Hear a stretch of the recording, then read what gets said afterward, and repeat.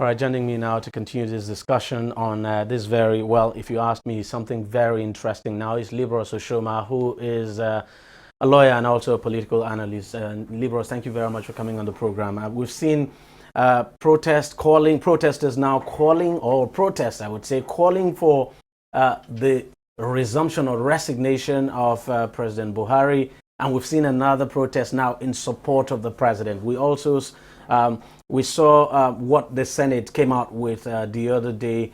Just give me your take about all of this protest we're having. Yeah, it's good for our democracy, and it's also good to enhance our constitutional freedom. You know, the rights, freedom of movement, freedom of expression, you know, freedom of association. You know, so these are rights. And also in democratic dispensation, when people feel, when people don't agree with, you know, government actions or decisions, they also have a right to, you know, quietly, peacefully assemble and carry placard and, you know, express their dissatisfaction. In the same way, those that believe that the government is doing well also have a right to come together and say, look, with whatever decisions you have taken, we support it wholeheartedly, and then we want you to continue in that line. But let us look at the issues now. For instance, let's take the demand of the resume or resign protesters now. I mean, the one led by Charlie Boy.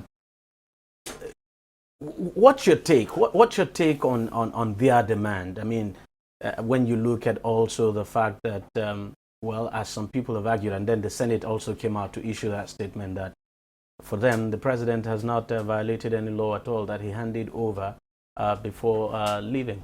Well, I agree with you that the president had not violated any law known to us here.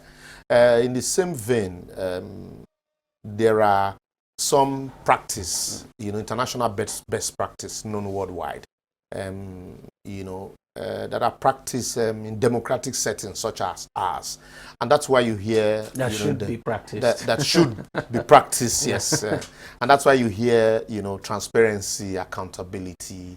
You know, what's transparency? You should need to be transparent as a public officer. Your life is no longer, you know, as private as you want people to believe. And then also... public figure. Yeah, you should be accountable also to the people.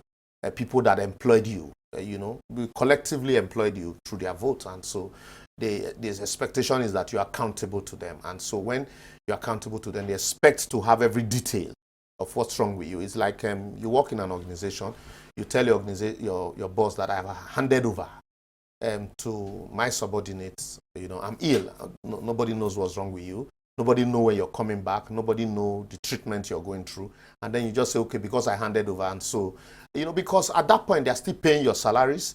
They are still taking care of you. So for you, the president should at least be more forthcoming on, on his health status. Yeah, exactly. Most especially. Exactly what is wrong with him. Yes. So that people can know. Exactly. So you think if people know, if people know what exactly is wrong with the president, we might not be seeing some of this protest? No.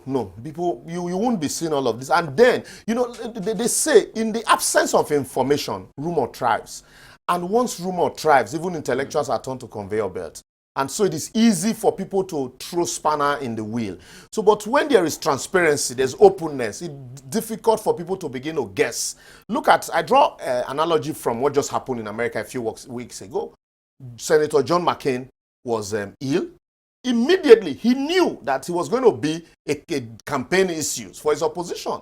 And so he didn't want to wait until that time. Immediately, his media managers came out to inform Americans that, look, he would be going for operation. In his left eye, they didn't say just operation. They specified.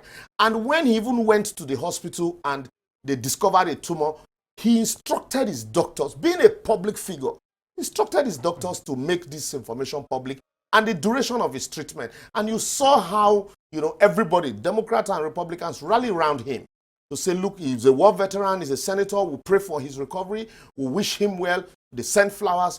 And when he recovered, you still saw him, you know, he came to vote on the floor of the Senate. When he recovered a bit. A bit. Yeah, because you he's know, gone back. So in the same vein, I did ask a question. Not too long ago, we saw governors. London became another mecca of sort, political mecca, governors visiting the president. Oh yeah, the president is recovering, it's okay. What's wrong with him? Nigerians need to know, not because they hate the person of Buhari, but because they see him as, look, this is a public person, he's a president, whether I handed over or not.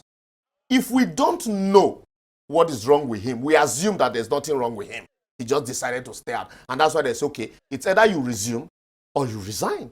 Another thing I also want you to react to is somehow there's this impression being created also that that there's a vacuum in government just because the president is not around. You know why even the president's media managers and then those around him have seemingly created that impression. I tell you why. First and foremost, when the president, when he traveled, you saw the skimming. He started with the nomenclature of the acting president. Is he a coordinator? People made an issue out of that. No, but do you know why? Do you know why? Because if you go back, just check your internet, check Femi Adesina's previous tweets on any time the president was going on medical vacation, that the vice president will act in his stead. And so the moment, and in constitutional democracy, even though I agree, a lot of people made so much noise about it, but in constitutional democracy, we should try as much as we can to be clear, most especially in Nigeria, where you can read meanings into a lot of things. And so that didn't end there. With steps taken by some of the president's aides also, people started to say, we said this. Also with the budget. You remember the issue of signing the budget, something as simple as assenting. Yeah. You heard the statement of Alhaji Lai Mohammed. Alhaji Lai Mohammed is, we know what he said, but he said, what he said was just twisted out of control. And then eventually what the budget was signed, the president media aide, Garba Shehu, came out to say the president instructed the vice president, the acting president, to sign. So all those kind of things even if just that seem happened, to create that impression. Exactly. Even if that happened, do you need to say it? So what it means is that, look, the acting president might just be there, but the president who is on leave, he's still teleguiding affairs. Do you get that impression I don't work with them. So no, I'm just asking you your ordinarily, I don't expect that. And from some decisions that have been taken by the acting president, I want to assume that is a man who is in charge. But when you keep hearing this recurrent cabal here, cabal there, even with the you saw the game with the swearing in of the ministers. That, so all of this also suggest that there are some chess game going on, and so that's why people those also that are saying, look, the man is not fully in charge. You also cannot just say they are not with their right senses, or that they don't know what they're talking about, because, like I said, you saw that the president's kitchen cabinet lay credence to this with their actions and their utterances. So what exactly would you want to see in place so that this situation can change? Yeah, what I want to see in place, I don't want a situation where we keep repeating the same thing. After all, you say government of change. Change should mean that a departure from what was, from the way we know our democracy to run, to what is known as global best practice. So what I expect to see is, oh, look, this is what is wrong with Mr. President, and then he will be on treatment for so and so period, and after that time he would either resume or he would rest further. And but to say, oh, look, the president will be away and we don't know how long he will be away for. Even the last time, remember, they said, oh, the president was hale and healthy. And the man came to say, look, I've never been this sick. And so let's, try as much as we can to be open a little bit. So to, not give room to all these speculations. So that's what I expect to see. And then all of these issues of songs of, oh, the president did this or did that. And in some cases, issuing statements from the presidency is one and not two. So in situations where you have an acting president, the impression it's that the acting president heads the presidency at that time. And exactly. so a situation where a statement will come from the president, like a Salah statement, and then what do you now expect the acting president to do? You know, so all of this, for me, there should be coordination. I understand really, you. I understand you very well. Liberals, thank you very much for coming on the program, and thank you very much for sharing your thoughts with us. Pleasure. We'll take a short break, and when we come back, we'll switch gear and talk about something else. Every day, every hour, and every minute, news break in Nigeria. Things happen so fast, it's most times difficult to track and comprehend them.